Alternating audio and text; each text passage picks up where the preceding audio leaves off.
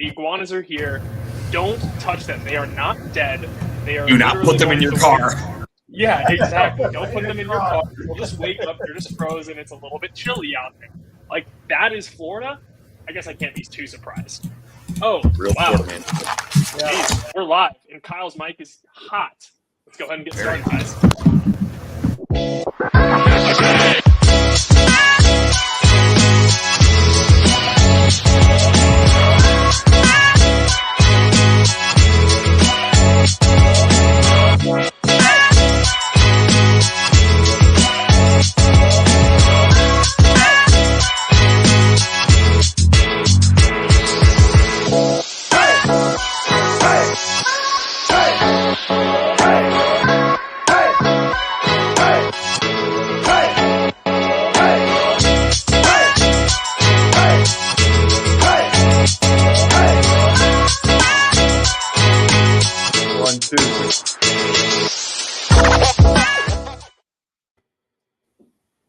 What's up, everybody, and welcome to this episode of Word on the Street. Jeff with the swag of a water bottle there. Shout out to our own Natalia Navas.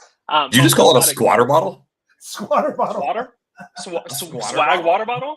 You just blend it all together. I mean, sometimes it happens. Power lifting on his mind. Come on. Always, man.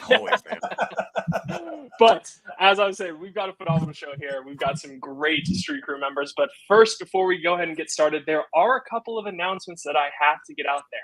Now, one thing that I have announcements, right? Now, first and foremost, we have a TMSA announcement. So the Purpose Award deadline is today. Right? If any of you have a company that is delivering on its purpose by positively impacting their communities or environment through giving back or sustainability initiatives, visit tmsa.org/TMSA Awards to submit a nomination. That is a phenomenal organization, and we've got a great show coming up, Elevate in New Orleans, coming up here in June. So Purpose Award deadline is today. If you can think of anybody, make sure to nominate them. In addition, another announcement, I think most of us on here, Greg, maybe we can get you there, are going to be at Broker Carrier Summit. Is that correct? Yes. We're going to be there. April 22nd through 24th. It's going to be a great event. And I know there's a couple of discount codes that people have on this call, but I'm going to push utilizing code BETA, B-E-T-A, to get 10% off your event registration. We are having a little bit of a competition to see who can get the most registrants utilizing their discount code. So don't listen to any of these other guys here on this call. Make sure to use code BETA BETA to get 10% off. I mean, yeah, sure. If you want to be a beta with your registration, go ahead. But if you want to be an alpha, come on, you know Trey's not putting out alpha. Trey's got to stay beta. Like, that's Trey's lane. You know, it's not alpha. Coleman, too much energy. Coleman, create a new code called Squatter1 for Bane. Okay? Squatter1.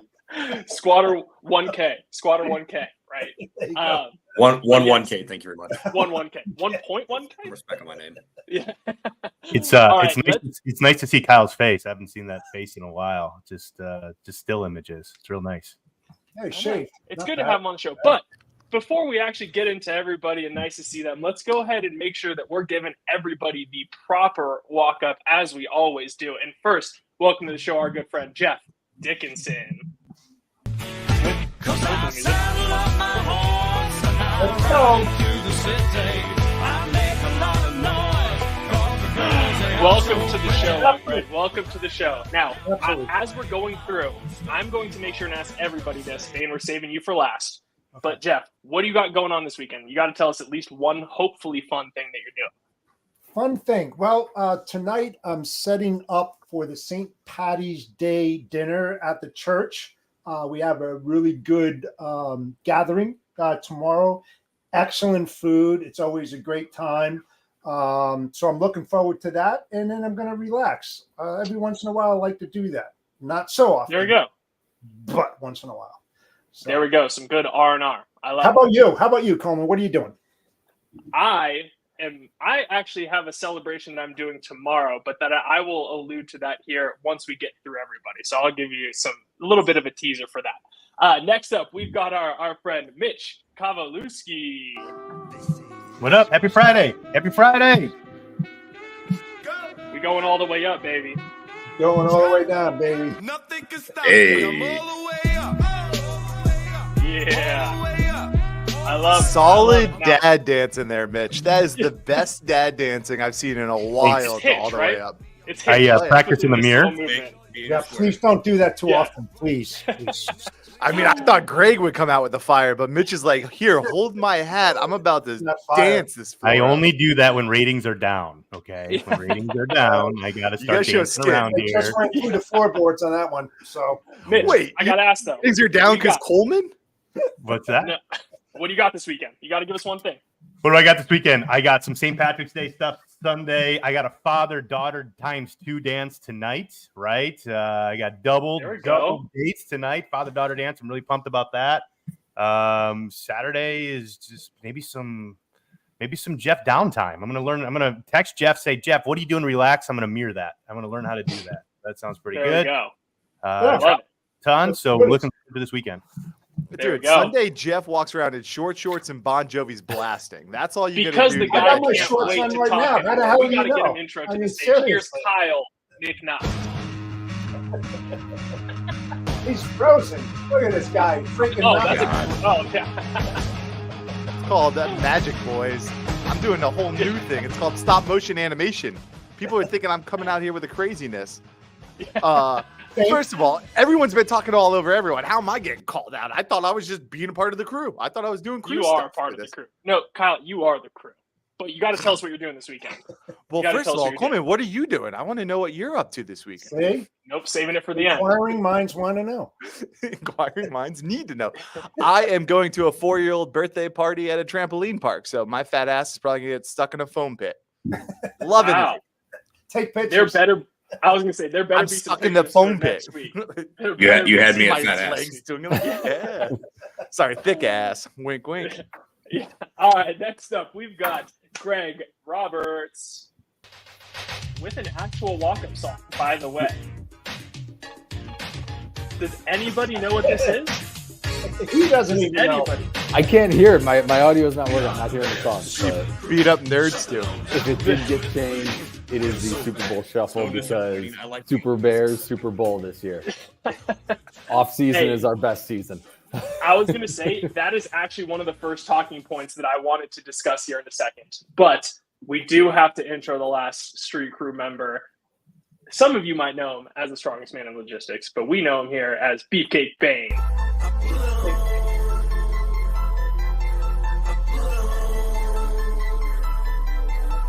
There it is. Yes. Love this intro. Yeah. The city. It's so important. Now, Greg, I didn't miss you.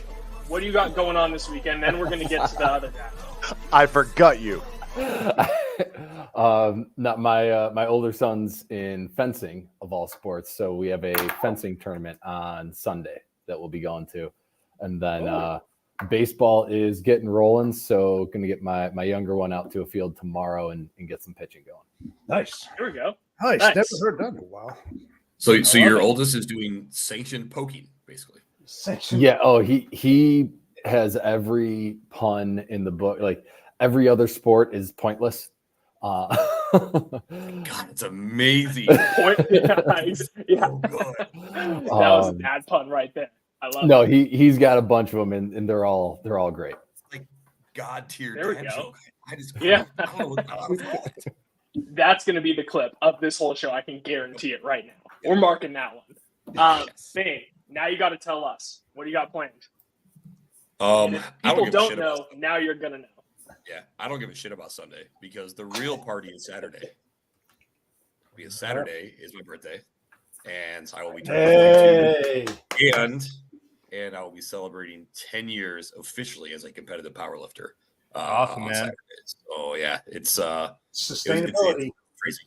It's crazy Yeah. to think about. But yeah, If you need some training tips, text me. If you want some Yeah, tips on how to do the proper the lifting. Ooh.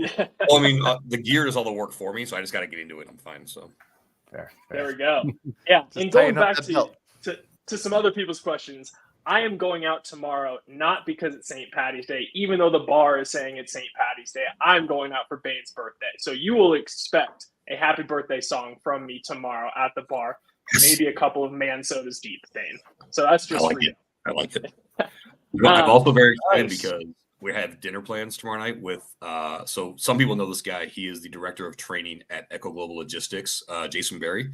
What people don't always know is that Jason and I played high school and college soccer together, and we've been friends for almost 30 years. Our wives have still never met. Wow. And it's mind-boggling. We all live in Chicago. The wives have never met, so the wives are finally meeting for the first time on Saturday night. Nice. You going to the city? You going burbs or city? We'll be in the city. We're staying at the Wit by the theater district because it's right go. also by the river. So we'll see all the theater weirdos on Saturday night, and then we'll go to the river on Sunday morning. Nice. I love it. Now, before we get into our first official segment, Greg, I am glad that you picked that walk-up song because that was one of the first things I wanted to talk about. Now, me being a Raiders fan and how bad we are going to suck for the next 7 years going against Patrick Mahomes, we do have to talk a little bit sports. Now, the Bears have been making moves, signing DeAndre Swift, signing Keenan Allen. They got the first overall pick. I have to ask, with some Bears fans on this call, is this the year? Or are we just getting our hopes up? Because that's my adoptive team of everybody. No, this is absolutely the year. The Bears are winning the Super Bowl with a rookie quarterback. And, big moves, middle of the road running back that we picked up, an aging wide receiver who's not what he used to be, and Keenan Allen. So, these are all the right moves that we need to make. We're winning at everything this year. I detected a little sarcasm in there. I'm actually stoked for the Bears. I think they're going to do some good things. I also don't think they're going to draft Caleb. I think they're going to pick up Marvin Harrison, and they're going to really solidify their wide receiver core. Now, that's just me. I disagree. I think they're going to get Odunze at 9, hopefully. But I think Caleb Williams is going to be the pick. No, honestly, I think they'll be better this year. I think they'll be 10, 11 wins. 1 or 2 more than the Packers will be, Bane. Nope. Here's all I'll tell you. The Bears are the reason I wish we had promotion and relegation in the United States because then these fuckers wouldn't be even part of the NFL. You're not wrong. The Bears would have been out a few times. You're not wrong. Yeah. They need a few refrigerators on board. They really do. Get the But they're bolstering their offense, and they were a top 5 defense towards the end of last year too. I think that they are going to keep. Okay, I'm going to say it again because I said it 3 years ago. They are going to burn through Caleb Williams in 3 years. Mark this clip. And when we're talking about the 2027 draft, we're going to be talking about the Bears first pick again because they're going to be fucking it up. And they do this every single time they get a fucking quarterback. They either draft the wrong one or they burn the fuckers up. Hey, look, we don't all get to go from the Magic Man, Don Majkowski, to Favre to Rodgers, right? Like, I believe you mean your owner. There's 2 things happening. There's a Bears salary. There's this 2025 salary cap, right? So they got Justin Fields, they got Sweat, they got all these big name folks spending up. I'm not worried about football. I want to know where we're playing in a stadium. I'm more focused on a stadium. Forget the game. I want a nice warm dome. I want to be able to have a Super Bowl. I want to have ice skating inside. Come on, get me. I want it in the Heights. I would love it if they went to Arlington Heights. That's dead. It's dead. Soldier Field is one of the worst places to get to. It is such a pain. Where that exit, that 55 exit, you have a real short window to get onto it over by McCormick. Spoken like a true suburban out in the Chicagoland area. If you're downtown, it's great. Here's why. Because I know that's the thing. It's not even great for people who are downtown. It's a pain to get to. Electric line. You got it. Right into the stadium. I thought we were niche when we talked logistics, but we're really getting niche with. No, I needed to hit this. So they moved to Arlington Heights. They start changing their business model, and for fuck's sake, maybe they can finally get the Hallises out of there. And they can start to do I would love to be a Chicago Bears fan. We're right here. They're just so terrible. They're such an inept organization. I could not bring myself to be associated with such a shitty team. They're not getting the Hallises out of there ever. Oh, that's how you really feel. They got rid of Ted Phillips and they got Kevin Warren in, and football people are starting to do football things as opposed to Ted Phillips, who's not a football person doing football things. Oh, fingers crossed. Okay. Well, yeah, we're 15 minutes in, and we've already talked way too much probably about the Bears, but I had to at least throw it out there because, again, living in Chicago for 8.5 years, again, they have a soft spot in my heart. I do root for them, even though I will never change. They have a soft spot in their my defense, flags. too. They got a couple soft spots, let's be honest. All right, everybody. It is time for our What's the Word segment, sponsored by Thai Software.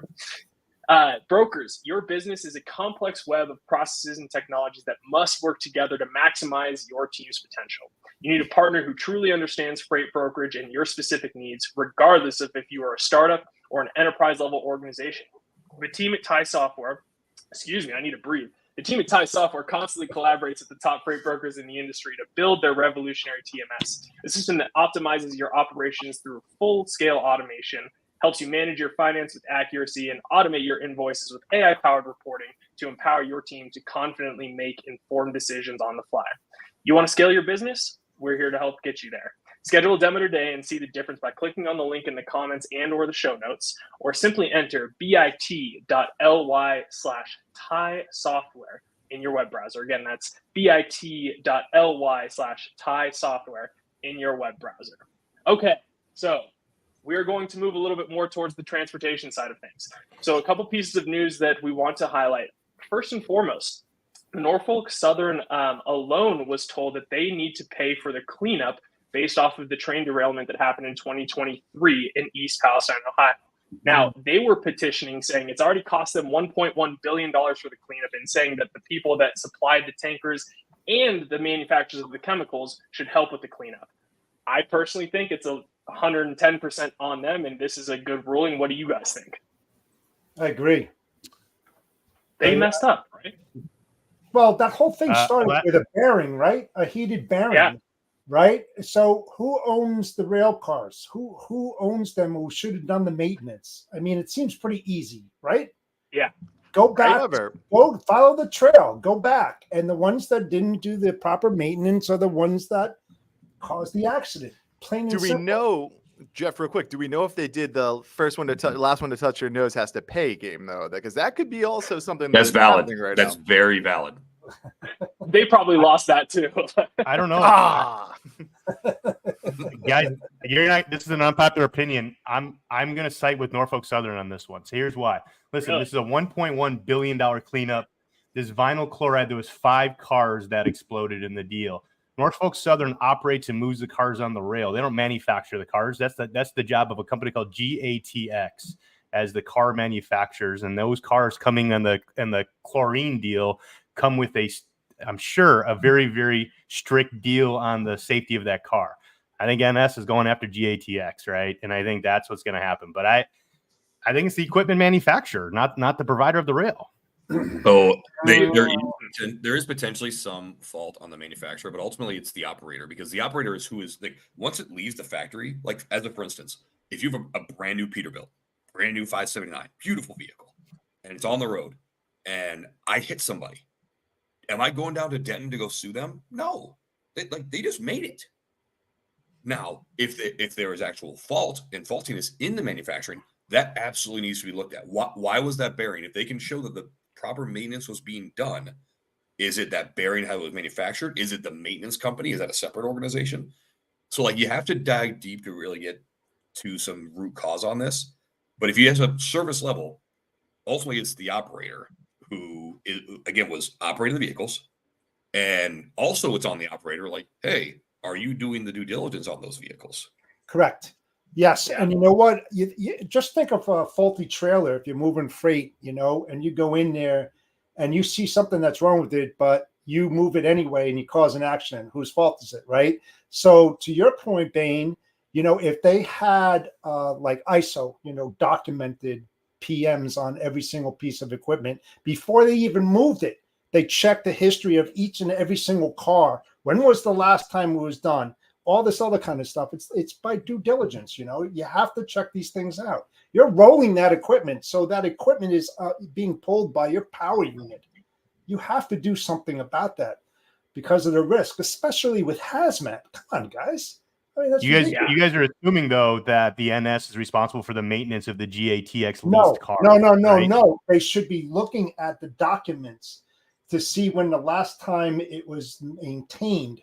because there is a life cycle to those bearings. They got. But are you assuming that GATX isn't responsible for maintaining their own fleet under a lease to the railroad?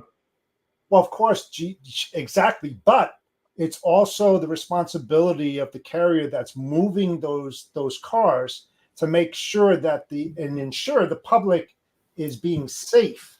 So let's move it into trucking. So here's another scenario into trucking. If I'm a dedicated trucking provider with a power only on a dedicated fleet pulling a Walmart trailer, right? I pull out of the Walmart DC and there's a tail light out on the Walmart trailer. Is it the trucking company's responsibility for the CSA violation, or is it Walmart who maintains their trailers, their tail lights after I pulled out? That's the question, right? Yeah, Trucking company. Let me answer that real quick. Trucking company, Right? I think. It's a known fact. The light goes out mid-transit. Yeah, but the driver is responsible for his freight. If you load a trailer and it's leaning and the driver takes off, it's his responsibility to inspect the freight to make sure that it's loaded properly. They should do a post-inspection, a pre-inspection, and make driver did a post-inspection, pre-trip inspection, tail light went out mid-transit. I mean, this is an argument between dedicated fleet providers all the time. And Who CSA. touched their nose last? I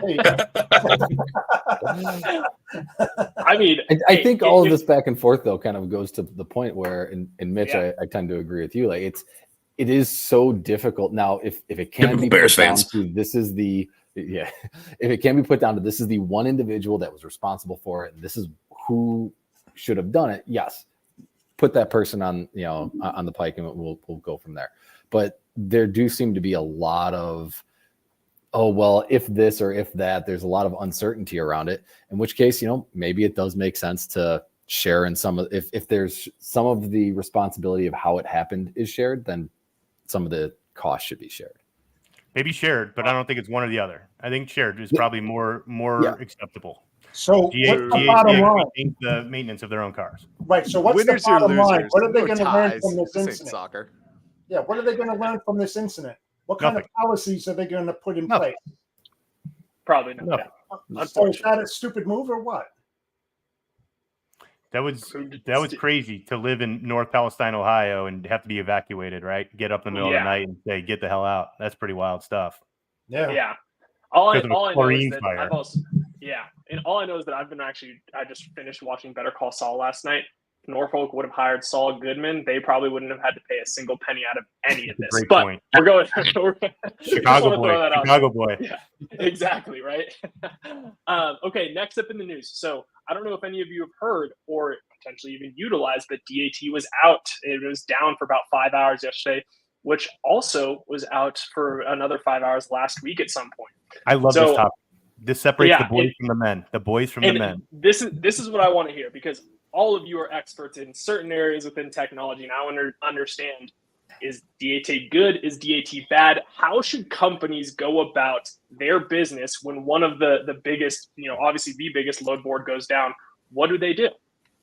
Coleman, it depends on the maturity of the company. There's a lot of different sizes. So 10 years in, 1 year in, those are two different levels, right? So of carrier capacity and everything else. But at the end of the day, you need to have a tomorrow sourcing strategy and a today transactional strategy, right? And those are a blend of both. But at the end of the day, is DAT a good company? To your point, yeah, man, they own a lot of data. They've been around a while and they've helped a lot of people give market intelligence. There's also other tools available out there too that are disrupting that DAT every single day, putting chokes on it, using AI technology, even using machine learning to figure out some of those other patterns. So, DAT is a staple in any house's brokerage, and that probably won't go anywhere for a while.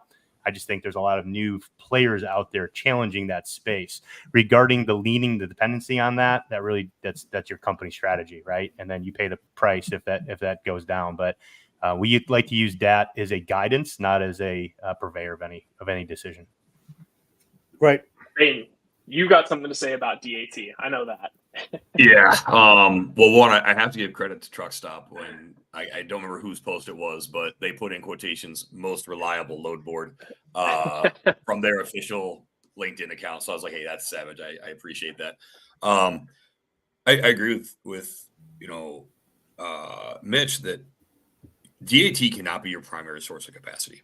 Nope. People will argue with me on that, and that's fine. Like, you can be wrong. It's because when you look at the carriers that are utilizing DAT consistently, They are going to be very inflexible with their rates. They are not going to work with you to get consistent business. They are just moving from day to day. That's not bad. That's the maturity of their organization. To ensure that if DAT goes down, your business doesn't stop, you have to have a sourcing strategy that is going to be much more robust. You have to make sure you have clean-cut carriers that you work with consistently. You have a secondary source of carriers that you have there. The way I like to explain it is if you take it from a lane level, so we're moving Chicago to Atlanta, right?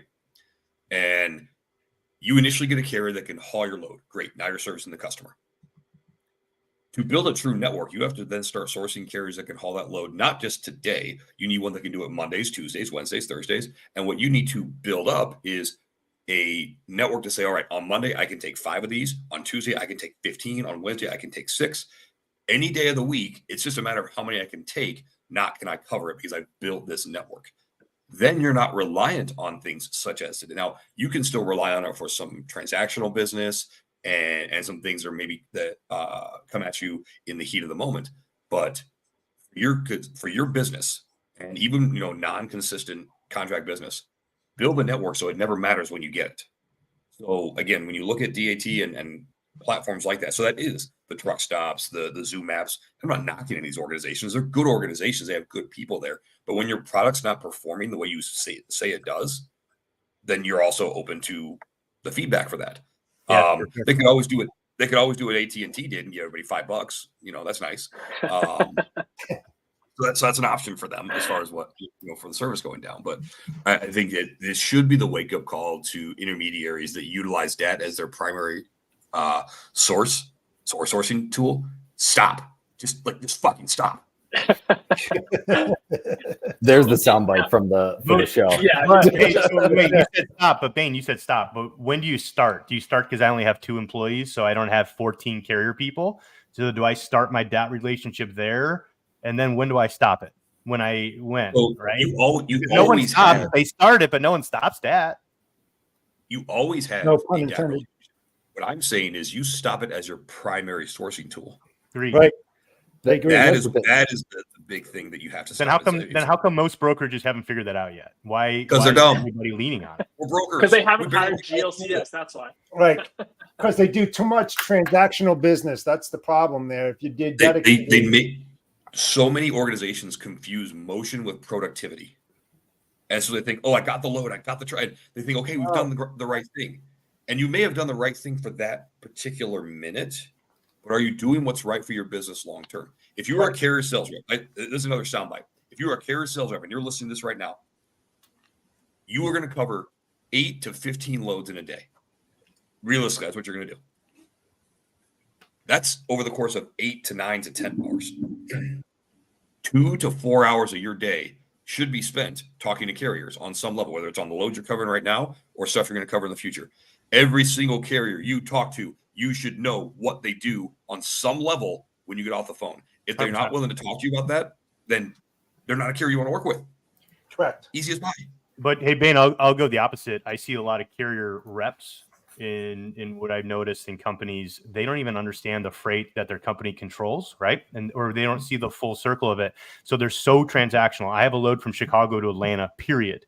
Instead of saying, hey, where do you got trucks? You run the Southeast? Here's all the freight we run the Southeast. Now you grab a 40 truck fleet dedicated into your network instead of one transactional load, right? It's just the more confident you have with the freight you have available to purchase that capacity on, the better off you are, man. Work smarter, not harder.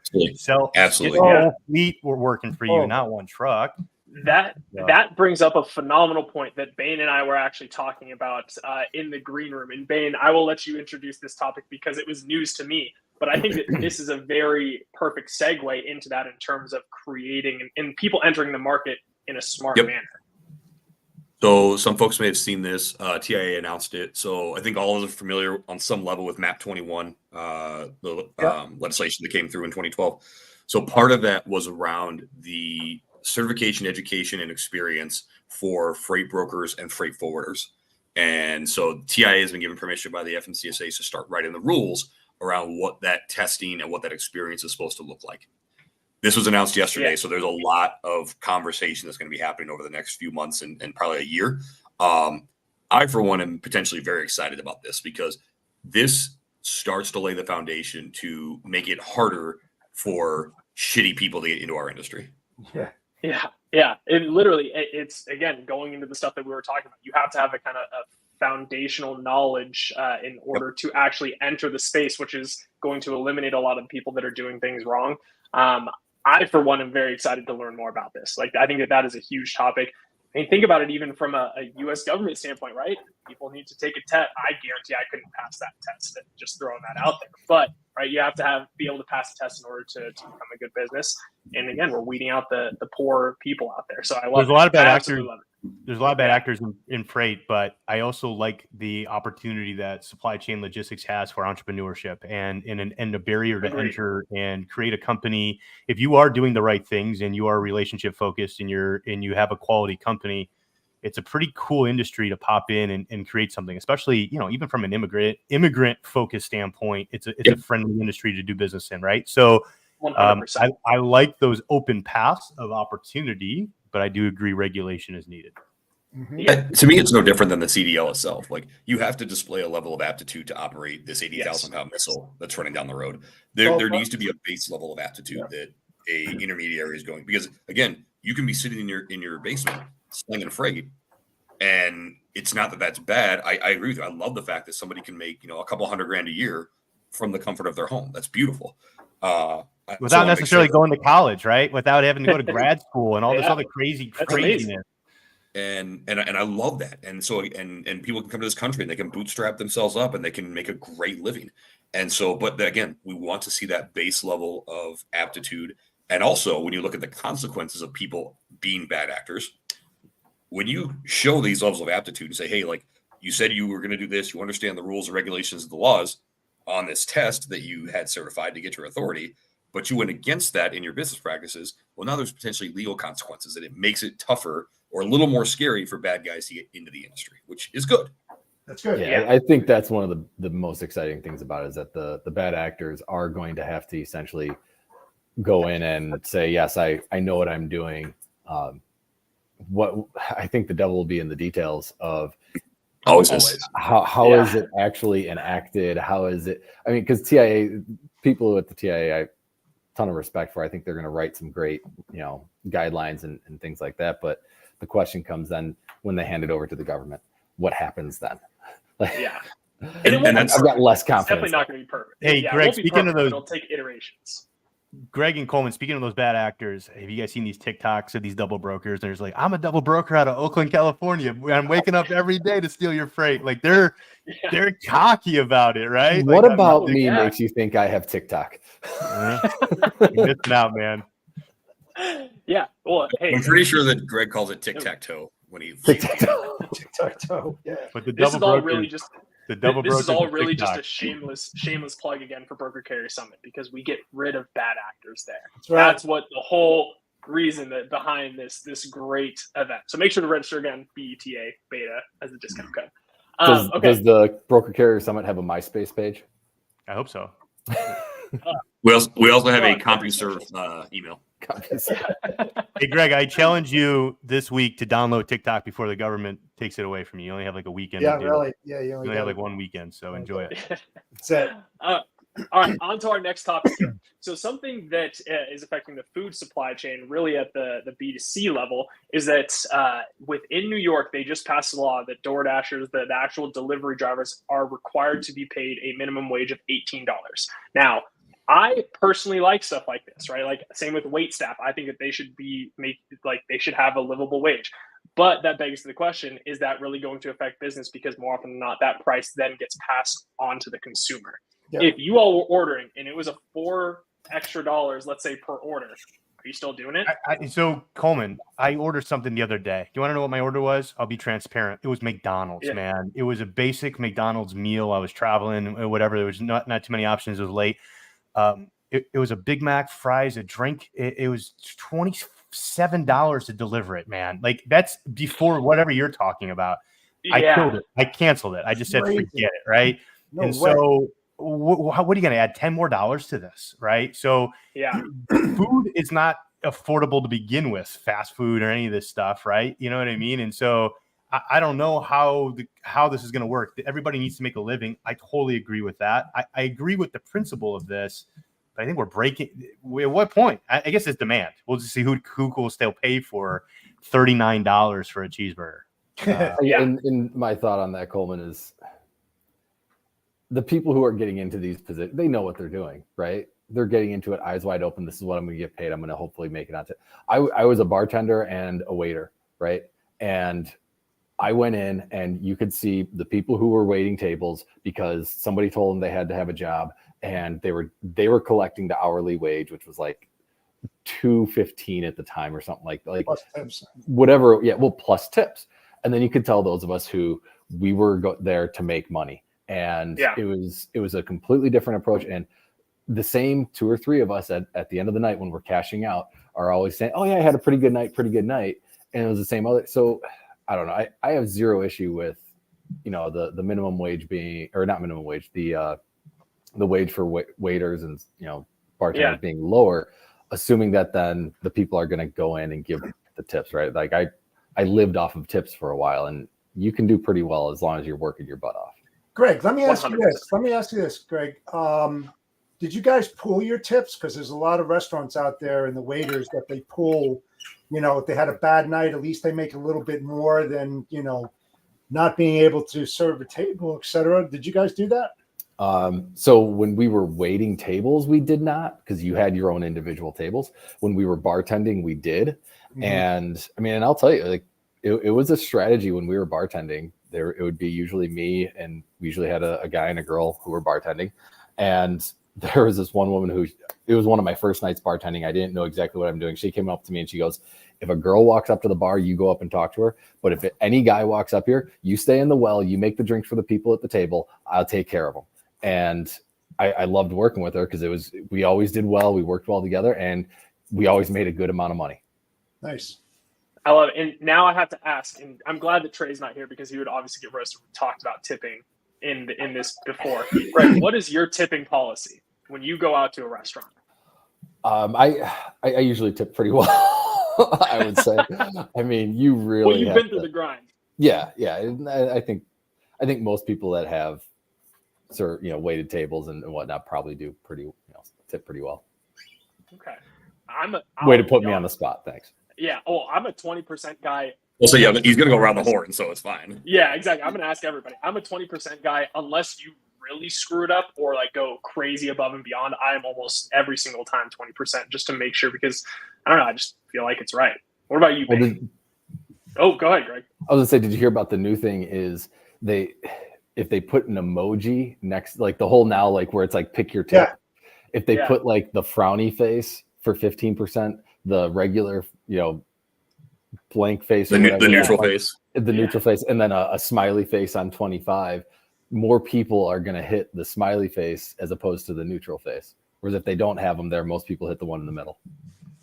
Suckers. Ben, what's your stance on tipping? Because we all know Trey's. Again, Trey, shout out to you. You don't like to tip. So Nikki and I both worked in the restaurant industry for a long time. I err on the larger my tab, the more I'm going to tip. Because typically either been very busy because I have a large group, or it's a celebration. So like I want to celebrate with everybody, including my server. For large corporate events, I have tipped my tab, which I know servers appreciate. And the reason I do that is I'll tell this quick story. I won't name the organization, but they're a very large trucking company in Cedar Rapids, Iowa. They used to haul steel back in the day when they started. They used to bring in their management staff to the Buffalo Wild Wings that Nikki and I worked at when she was in college. And one night in particular stood out where they had probably 50 people coming in and out of their area, where Nikki was the only server. And their tab was almost $1,100, and they left her $60. Wow. Jesus. And that so is crazy. This is one of 2 times my wife has ever done this. She walked out with the change, said you forgot something. Nice. Oh, yeah. I like that. Good for her. Yeah. Good for her. Nikki's a badass like that. So we tip very well. Even if the service is poor, I will still do 15%, unless again they like If they threw something at me, then I probably wouldn't tip them. But I'm with Coleman on this. I'm default 20, good or bad. I just non-confrontational. If someone's having a bad day, is what it is. Maybe I just won't come back if it's not great, but I'm not going to screw the person in the unique situation. I'll tell you, I sound like an old man on my soapbox right now, but I'll stick with Bane's deal, and I won't name the restaurant, but they're a national wing place, right? And they rhymes with Buffalo, but. Man, I walked into this location. I think it was Niles, Illinois, last week for a lunch meeting, and I don't know where it was. And can I get a menu? No, use your QR code. All right. So when I place my order, you can order off the app. But what? So I order for the whole table. It's 6 people, right? So I order off an app. And want to close out. How do you think I close out? Scan the QR code. Scan the QR code to close out? Are you serious? Yeah. So you think, okay, Apple Pay comes up? No. We're going to send you a text to verify this is your phone number. Dude, like I didn't lose it, but I went up to the bar. I handed my credit card and I said, somebody close me out, man. I feel like I'm getting old at this point, but like, can you imagine if you had going cash? above and beyond? Like, I think the person brought me the food, maybe no refills or anything. They brought me the food. That was the entire interaction. So why is that 20%? I don't know. Like it is what it is. But I did all of the work. I almost went back to the bar to refill my Diet Coke. I just went and was going to go back there. And they're like, what are you doing? Like, I work here now. I also work here, but I didn't do that. I'm tipping myself. Yeah. But that's probably the future, right? We're just going to do all the stuff for ourselves, right? Very much so. Very much so. Jeff, do you want to weigh in on this, or are we done? Absolutely. When I go to a bar and I get a beer, it's an automatic $2 tip. All the time. Might even be $3 depending upon what it is. 20%, absolutely all the time. Even it's protocol when you go to a casino and you hit a jackpot. Sometimes it's big, and they don't really do anything. If you really think about it, what do? They just brought you the money and stuff like that. You usually give them like 10-20% of their winnings. Because it's customary, it's just not, thanks for bringing it over. You get paid, so why should I pay you? That's what you're supposed to do. But definitely all the way, $2 to $3 at the bar for a beer on a tip. If it's a $6-7, I always do that. Why not? Yeah, especially 100%. This weekend. What's that? Especially this weekend. Yeah, definitely. Even from 20, because they're overloaded, and you got to think about these guys and women out there. They're working their asses off on holiday weekends. Very much so. Very much so. And we've got one more news article left in this segment that we're going to talk about. But Scott, you're here. Hey, you're 40 minutes late. What's going on? Your walk-up song. But what I am going to do. Scott. Yeah. For those of you that want to know what we're all about, it's like this, y'all. This is 10% luck, 20% skill, 15% concentrated power of will, 5% pleasure, 50% pain, 100% reason to remember the name. He doesn't need his name up in lights. He just I am just telling you, you're lucky that the producers like you. I wasn't going to give you the special love of how the walk-up song for being this late, but what I am going to do is just like I asked everybody else. You got to tell us at least one fun thing you're doing this weekend. Oh, my nephew turned 17. We're gonna hit up Dave and Buster's. Have some what day? Have some food. Sunday. His birthday's actually today, but Sunday on Patty's Day, I'm gonna get myself a Guinness, maybe an Irish car bomb. I heard about this new one called an Irish grenade, where they set the Jameson and then I don't know. They pulled it. I don't know. I'm gonna ask for it. Let's see what they done. But that's a car bomb, isn't it? With the Jameson. Well, the car bomb is just the drop. Car bomb is gin, and then you do what is it? Jameson. Shot of Jameson. Yeah, but it's Jameson and Irish cream. Yeah, Bailey's Irish cream, right? Bailey's. That's it. Yeah. All right. Well, we have this final segment that we were again talking a little bit about before in the green room. But I don't know if any of you have heard about what's been going on with Boeing. Now, if you didn't hear, yeah, exactly, right? If you didn't hear the other day, the whistleblower that was set to testify was found dead in his car the morning that he was set to testify. He was also talking with a family friend beforehand that said, if anything happens, it was not suicide. So, let's put all the caps on. What the heck is going on there? And what is that in turn then, everything that's been going on with Boeing? what does that mean for us as consumers that are flying all the time? Our price is going to go up because there's more limited inventory. Is Boeing going to go down? Like, what's going on? This is a double whammy for me. I, without fail, I'm on an airplane every single week. With most of you, a lot of us are, but I am exclusive to United. I'm a travel princess. I've been with United for many moons. I'm a 1K United person, so I'm not going anywhere else. I've worked too hard to get to that, right? Yep. So with that, it's a nice little upgrade every ticket, whatever it is. So I'm a loyal United guy. Unfortunately, United has a bad couple of weeks, man. I mean, they've just had a really bad couple of weeks. It doesn't scare me. Statistically, I still think I'm ahead, right? I do. I still am playing the odds. Going to Vegas with those, yeah. Lightning striking twice. But, guys, if you remember, this started with the Dreamliner when this came out. They caught on fire, right? Like the first 4 or 5 planes caught on fire. And we're like, the Dreamliner was the greatest invention ever. And then we're like, uh-oh, maybe not. This 737 MAX is a big deal. The majority of the industry is using it because of the affordability. Airbus has this Neo that's a similar deal that's just really hard to get. But I think at the end of the day, this is crazy. We have responsibility. That's a big company with a lot of power. It's funny. This is a Seattle company, and they're in the boardroom saying, "Hey, the executive team's going to move over to Chicago. All the guys in the factory, you stay here. We're moving to a better city, right? We're out of here." And so, the executive team moved to downtown Chicago. But I think this is nuts. It needs to get regulated. It needs to get going. There's, I don't know, hundreds of thousands of people. Well, I shouldn't say hundreds of thousands, but like hundreds and hundreds of people have died in the hands of Boeing. I don't know. Wild, man. Yeah, this is almost going back to the Norfolk example that we had. Like, is it the airline's fault or is it the actual manufacturers? And obviously, it's when he said that, Coleman, because they came back this morning, right? And Alaska Airlines said this is not our fault. This is what we didn't. Don't sue us. There's a $1 billion lawsuit sitting on a lawyer's take on that door that came up, and they're saying we ain't touching this. It's not us at all. So yeah, exactly. And I, for one, R.I.P. John Barnett, but I think that Boeing got after him. I mean, it's going to be a movie. This is a movie, right? Yeah. We all agree this is a blockbuster movie. I mean, he was the guy that said that they rushed production for this, that it should not have gone out to market like they did, and all of a sudden he just shows up dead in his car. Like, so just gonna throw this out there because we had the tinfoil hats on. Who is one of Boeing's largest customers? The U.S. government. I would say, yeah. Who pushed them to rush production potentially? U.S. government. He got, and here's how you can tell, in my view, if it was Boeing who ordered it or the government. If this goes away after about a year, can we find out if the guy that died had the same birthday as Bain? Can someone do some research on that real quick for us? Sunday? Confirm what birthday that guy's birthday was. Sunday.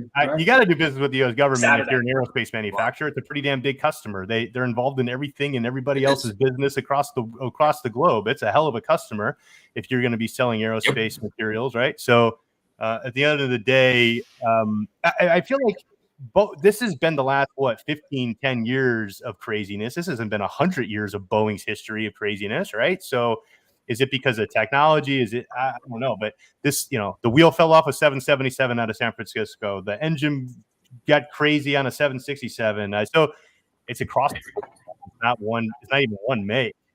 So yeah. The latest episode of Rogan's podcast has this guy named James Lindsay, and the last 15 minutes of it, 20 minutes of it, is about this situation. And he's a huge tinfoil hat guy, and he actually says, "Now listen, Joe, I'm gonna put my tinfoil hat on," and Joe's just like, "Okay, here we go."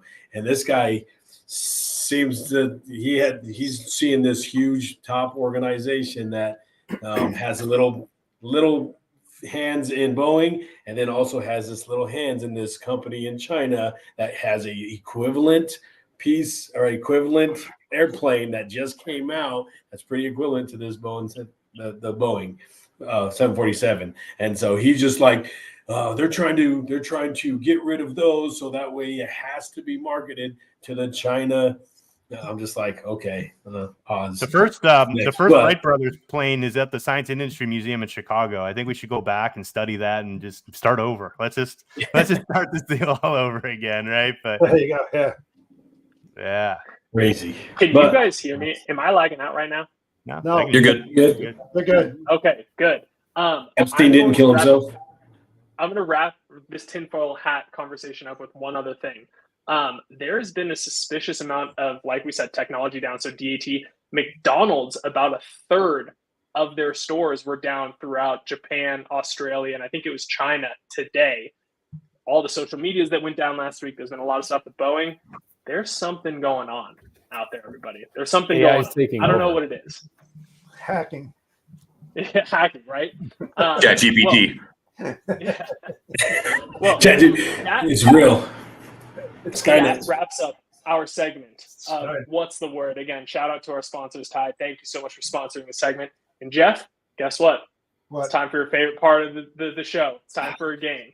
Now, today, we've got a game called Where is the Street Crew? So what's going to happen is that our producer is going to display a busy graphic with a ton of objects, ton of people, whatever it is, and we are going to find out where the street crew member is. So it's almost like a little bit of throwback to, where's Wallace? Oh, to where's Trey? Where's the Trey? Yeah. Trey Elf? Yeah, Trey on the. Oh, yeah. Let's see what we got. There he is. Oh, I mean, not quite sure. That's a fantastic. That was one of the hardest ones. I'm not gonna lie. Someone has sent me a very similar looking picture. Is this the Teletubbies thing? Yeah, it is. Fantastic. That's great. Way to make it hard, though. Yeah. All right. Who do we got next? Here? Oh, this is going to be Kyle. I know. Oh, my word. No, this is Trey. That's Trey. You got the faux hawk in there. Oh, there he is, top right. What? Top right on the guy's armpit. Yeah. Oh, there he is. Yeah. There you go. I didn't even see him. Good call out. I was expecting his big head, like him actually being in that crowd. But yeah. All right, what do we got next here? Find Mitch.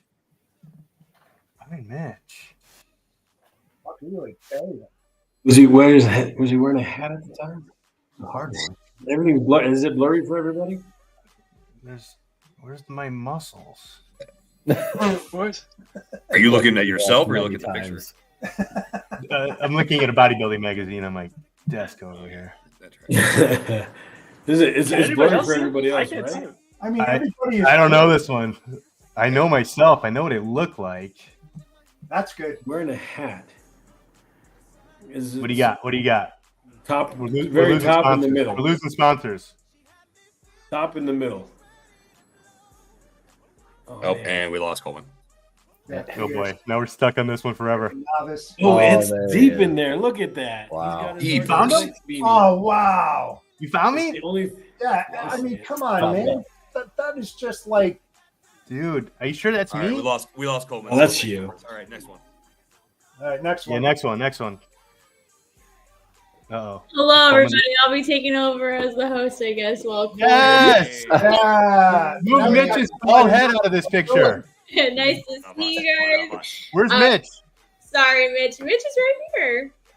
What? Oh, he's up top. He's blurry. No, I tried to top make it as difficult. You guys had to make it harder. So. No, he's up top. Oh, he's nice. You can see his little face up top. Left-hand corner. He's Left-hand got corner. his beanie on. I specifically looked on Google crowd wearing beanies, so that way I could blend him in there. But Okay. Good. All right. Good. all right, we got Okay. another one here. This one is for Coleman. Where's All right, I Coleman? apologize on this. This is actually going to be difficult because the quality is not great. I see Coleman. Obviously, there he is. We see him. I made it on Canva. It looked fine. So there's a little gap. I can see some skin, right? You see there's like three orange deals near each other, and I see his earlobe or something over there. Oh, he's literally buried underneath. Buried underneath the glue. That's why he had to leave the show to get buried, probably. Right? No, he's on the far right, on the edge, right? He's on the Yeah, far see on the right. edge there, yeah. Yeah. Where? Him? This little blip right on the far Oh, right. like on the middle of the right side. Yeah. Come on now. Come on, man. That's garbage. Is it him? Yeah, that's Yes. Oh, my word. That means is that 2 points for Next me? one. Gotta wear Move glasses on. for Move this on. Oh, my word. we got a 5th round. This one's for the strongest man in logistics. That's a bumper place. You won't find. It's bumper plates. You won't find me anywhere. Yeah, you won't find him anywhere. He's on the shelf above the squad. He's on the tail, yeah, on the right hand side. Canned. Yeah. The quality is just not having it today. On the right hand side. Oh, Where? shit. Right hand side, right above the red squat rack. On the right hand side of the red. How did you see that? What? I mean, I can see the outline. I can see the outline. It's just different. Yeah. I pulled a photo. You're not looking for the person's face. You're looking for the thing that sticks out from. Working for the anomaly at this point. Yeah. All right, final. I got 3 points, by the way. Scott always wins the games. Oh, this is a good one. I mean, I want to see that hat with the cross up at the top there on Jeff's head. There you go. You hit lower. Where is he at? Yeah, what the hell? I can't even find myself. That's bullshit. Yeah, I'm still looking for Mitch in the other picture. So Let's see if I can zoom in here. there he is. There he is, right there. Where? Yeah, There right he there. is. She's gonna zoom in. Where? I just wanted to Oh, zoom in. Oh real my quick. goodness. Oh, logo. Now we need something this big. Come on. There he is. There he is. There it is, right there. All right. Boom. There it is. Wow. Thank you. Thank you, Nice Natalia. job. Sorry. Nice Of course, job. my internet decides to go out as the last 10 minutes. Yeah, Natalia, Coleman, You've got to top off the internet. Yeah. Start paying your bills. Come I on. thought I had one more day left. You think it's weird that Coleman brings up like government conspiracy theories And and then all See? the government stuff, And then all of a the internet sudden- goes out? Like you don't think that? You don't think that's a Dude, they're always listening. Always listening. Always That's it. listening. You better have eyes in the back of the head on the way home. Yeah, exactly. If I cut out again, Right. you know what's going on. All right. We are going to end the show like we do every week with This Week in Pictures. So I know we've got some pictures from people. And first up out of the group, what do we got here, Bane? Nice. So we've got my shirt for tomorrow. I like that. Left over there. It is a very, very tight Henley. I put it on. I'm like, I don't know about Everything's this. My tight wife- on you, right? Is it My a wife button? was like, immediately yes. Immediately yes. She said, I want you to see that. In Oh, just cheers, that. fuckers. Yeah. Yes, exactly. That's why I want to wear it. It's hilarious. Down on the bottom left, this is from last night. This is the Minnesota meetup we did, sponsored by GLCS. This is a bunch of the guys from Steam Logistics up there. Great time. We had an awesome time last night. Then we had about 30 people up here. So it was super fun. So on the right here, this restaurant, the Espositos, was a restaurant that was opened in February of 1982, right before I was born. So the owner, Maria, she has known my family for would have been 42 years. So they actually closed this past Saturday because the land was sold and they are now demolishing it to put in a car wash. So this is a staple in Northern Virginia, or was, that they hopefully will reopen. But yeah, it was tough. I couldn't get a flight back to do one last meal there. So I told a bunch of my friends around the DMV area, and they just flooded Espositos with powerlifters and strength athletes and just sent them out with a bang. And then they actually FaceTimed me with Maria. And so it was really, really awesome to get That's to do cool. that and have that That's- I one love last that. memory. Nice. There you Love go. that. Shout out And to they Espositos. showed a picture of me, and then she sat for almost 2 hours and told them stories about my family and my grandparents coming in every week after church and seeing me grow up from literally in my car seat all the way to bringing my children in. Wow. Wow. Love that. Pretty- Love that. That's All cool. right, who do we got next here? They have a car seat big enough to fit you. I mean, when I was that small, yeah. Custom made. Custom made. Scott, what do we got? No, so we took me and a couple of boys went to Ragers and just raged last week, and then while I was doing that, the wife was shopping, and this is her shopping. So I figured, but Was she Ragers shopping or is buying? yeah, A little bit of both. buying. A little bit of both. But the Rage Room is pretty cool. They've been around for a couple of years, or been here for a couple years. We actually did a group, took all 150 employees there once. This is one place, but yeah. So you go in this room with all geared up, and you smash bottles, and you can bring your own stuff too.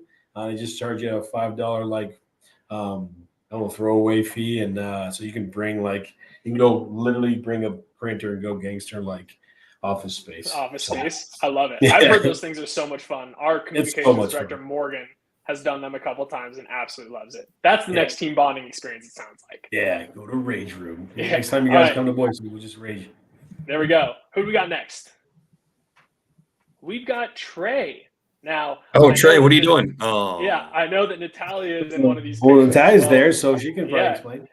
Yeah, if she wants to hop in, there she is. What do we got, Natalia? Hey guys, so actually on Monday, Trey called me and he remembered that I lived in Florida and could make it to Jacksonville. So went to go meet up with them, and this is all of us. I'm meeting Wasim and Lindsay for the first time. It was an amazing time. Honestly, they're right now at a tournament, which I'm so sorry I don't follow golf. Coleman, do you know? Yeah, okay. Yeah. Great. Okay.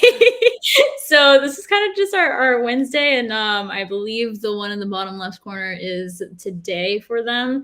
But yeah, a lot of firsts for Trey too. He had his first, what is it? I think ribeye. So Wasim documented that. Yeah, I know. He said he was usually a filet guy, and he's been working his way down to medium rare and different cuts. So amazing steak, and then he's missing out. Yes, old fashioned too, which was pretty cool to experience. It was a really good old fashioned. And he's growing up. Yep, he's growing up. That's about it. There we go. One, eat some meat. Yeah, and now you're wondering why I'm here, and it's because Trey is at a golf tournament. Lucky guy. Well, as far as I know, Natalia, is that all that we got for This Week in Pictures? Yep, that's all we have. That means that is all we got for episode 199 of Word on the Street. Next week is episode 200, everybody. Wow. That is crazy. We will get you all out of here. Happy birthday, Bane. Happy St. Patty's Day to everybody. Happy birthday, Bane. Have a great weekend.